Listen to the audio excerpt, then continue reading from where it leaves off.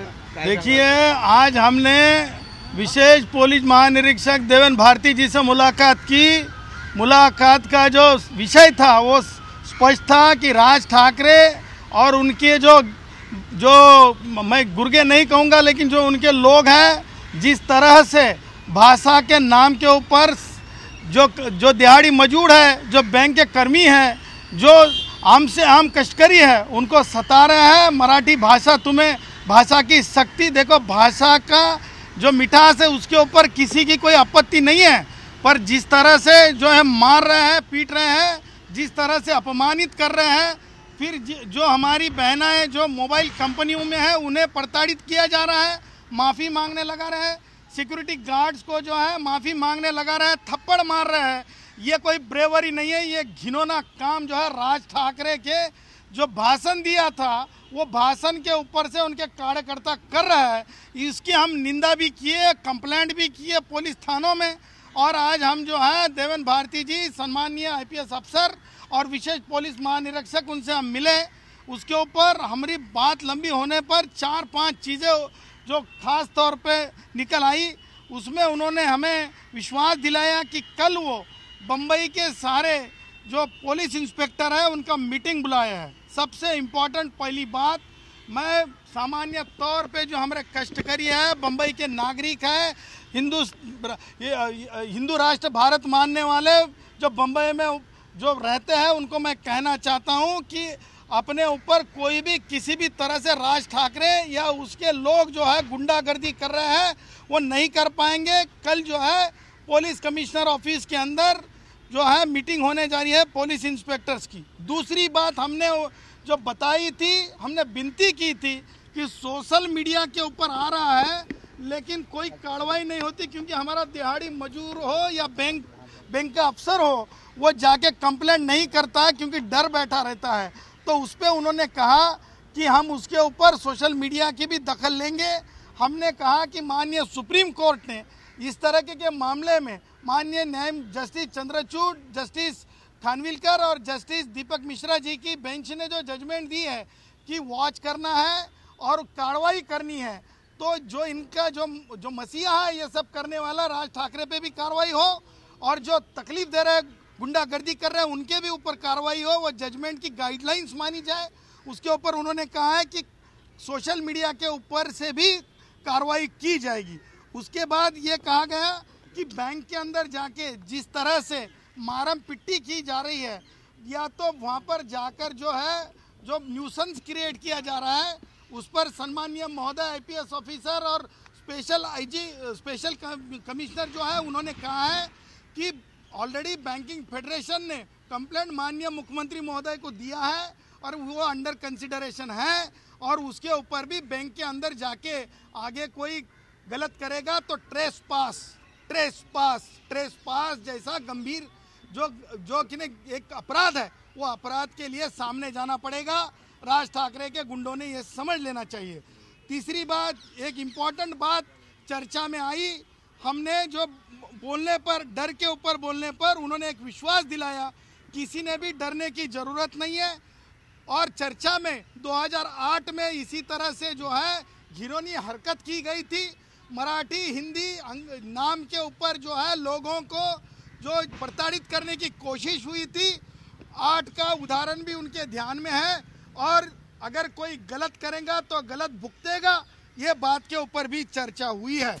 उसी के साथ जो है किसी भी इसमें जो डायरेक्ट रिस्पॉन्सिबल हो या किसी ने इंस्टिगेट किया हो, या दोनों के ऊपर भी कार्रवाई की मांग हुई है, उसके ऊपर भी चर्चा हुई है।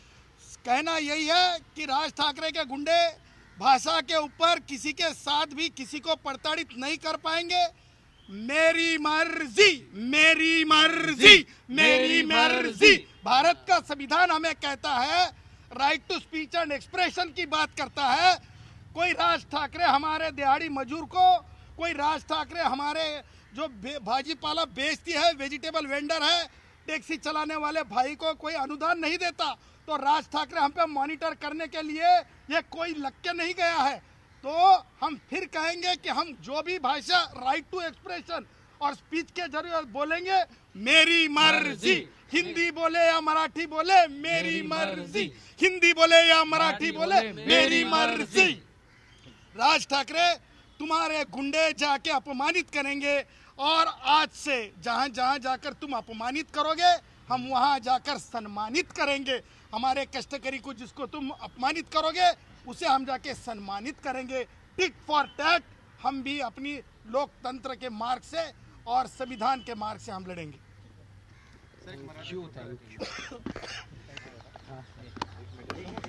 तुमचा कुठला आहे?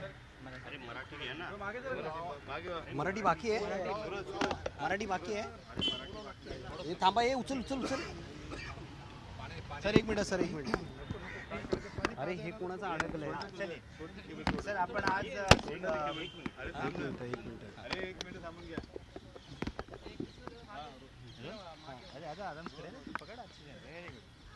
सर आपण आज स्पेशल सीपींची भेट घेतलेली आहे। राज ठाकरे ज्या प्रकारे लोकांवर हल्ला करतायत त्यांचे लोक भाषेच्या आधारावर नेमका काय काय घडलं? बघा, राज ठाकरे आणि त्यांचे गुंड ज्या प्रकारे म्हणजे ज्याला आपण गुन्हेगारी प्रवृत्तीनं जाऊन ट्रेसपास करत आहेत, त्याच प्रकारे सामान्यातल्या सामान्य भाजीपालावाला असेल किंवा आपला सिक्युरिटी गार्ड असेल किंवा मोबाईल कंपनीत काम करणाऱ्या महिलांना भाषेच्या नावावर अपमानित करणे, थापडबुक्की करणे किंवा त्यांना माफी मागायला लावणे, हात जोडायला लावणे, पडताडीत करणे हे चाललेलं आहे। हे अत्यंत घृणास्पद आहे। त्याच्यासाठी आज आम्ही पोलीस स्थानकांनाही तक्रार केली आणि काही आमचे जे लोक आहेत, कष्टकरी आहेत, ते पोलीस स्थानकापर्यंत जाऊ शकत नाहीत कारण त्यांच्यामध्ये भीती असते, कारण त्यांना पोट भरायचं असतं, लेकरांच्या तोंडात दूध नेऊन घालायचं असतं, ते भांडण्यासाठी आलेले नसतात। त्याच्यामुळे आज आम्ही माननीय विशेष पोलीस महानिरीक्षक देवेंद्र भारती साहेबांची भेट घेतली आणि त्यांनी सांगितलं, आम्हाला आश्वासन दिलेलं आहे की उद्या मुंबईतल्या सगळ्या पोलीस इन्स्पेक्टर साहेबांची मीटिंग बोलवण्यात आलेली आहे। त्याचबरोबर आम्ही सांगितलं की सोशल मीडियावर स्पष्टपणे अपमानित केलेले व्हिडिओ येतात आणि मान्य सर्वोच्च न्यायालयाच्या 3 न्यायमूर्तींचे निर्देश आहेत, त्याच्यात डायरेक्शन्स दिलेले आहेत की असं अपमानित करणाऱ्या लोकांना म्हणजे मॉब लिंचिंगसारखं त्यांच्यावर गुन्हे दाखल झाले पाहिजेत। त्याच्यावर त्यांनी सांगितलं की आमची टीम सोशल मीडियाला वॉच करेल आणि कारवाई करेल। त्याचबरोबर बँकेत धुडगूस घालत आहेत त्या बाबतीमध्ये मान्य मुख्यमंत्र्यांना बँकिंग फेडरेशननं तक्रार दिलेली आहे, त्याच्यावर लवकरच कारवाई केली जाईल आणि ट्रेसपासचे गुन्हे दाखल होण्यासाठीची कारवाई होईल। त्याचबरोबर 2008मध्ये जे राज ठाकरेच्या कृतीनं झालं होतं त्या बाबतीत देखील चर्चा झाली आणि आज हे डायरेक्ट त्यांनी सुरू केलेलं असल्यामुळं वेळ प्रशासनाला निर्णय घेण्यासाठी थोडं मागे पुढं झालं, परंतु कोणत्याही प्रकारे कोणत्याही कष्टकऱ्यांनी राज ठाकरेच्या गुंडांना घाबरून जाण्याचं कारण नाही, कारण भारतीय संविधानामध्येच right to expression and speech दिलेलं आहे। त्याच्यामुळं माझी मेरी मर्जी, मी मराठी बोलेल, इंग्लिश बोलेल, हिंदी बोलेल, मेरी मर्जी। त्याच्यामुळे भाषेवर कोणी प्रतिबंध आणू शकणार नाही, बॅरिकेटिंग करू शकणार नाही। भाषा असू शकते अर्जबाजारीची, परंतु भाषा हीच बोलली पाहिजे, तीच बोलली पाहिजे, ही सक्ती असू शकत नाही। हे स्पष्टपणे आम्ही मान्य आयुक्त साहेबांना बोललो, त्याच्यावर त्यांनी लवकरच कारवाई करण्याची आम्हाला सांगितलेले आहे। Thank you sir. एक प्रश्न असा होता, काल दिल्लीमध्ये सरन्यायाधीशांची बैठक झाली, त्या बैठकीमध्ये 33 न्यायाधीशात त्यांनी आपली संपत्ती ती जाहीर करणार असं सांगितलं आहे। काय वाटतं आपल्याला, पारदर्शकतेसाठी ती संपत्ती जाहीर करणं योग्य आहे? बघा, मोदीजींचं सरकार आणि अमित शहाजींचं सरकार एक लक्षात घेता हे सरकार पारदर्शक आहे, कार्यभार पारदर्शक आहे। म्हणजे DOPT आणि माननीय सर्वोच्च न्यायालय ज्या प्रकारे स्वतःहून आपली संमती जाहीर आपली काय म्हणतो त्यांना प्रॉपर्टी जाहीर करत आहेत, त्याच प्रकारे उच्च न्यायालयामधल्या सुद्धा न्यायाधीशांची संपत्ती जाहीर झाली पाहिजे। त्याचबरोबर इतर जे न्यायदानामध्ये लोक आहेत त्यांचीसुद्धा संपत्ती जाहीर झाली पाहिजे, कारण दिल्ली हायकोर्टच्या दिल्ली उच्च न्यायालयातल्या न्यायाधीशांच्या बाबतीमध्ये जे घडलं त्याची पुनरावृत्ती होऊ नये, ही बाब म्हणजे स्वागतार्ह आहे।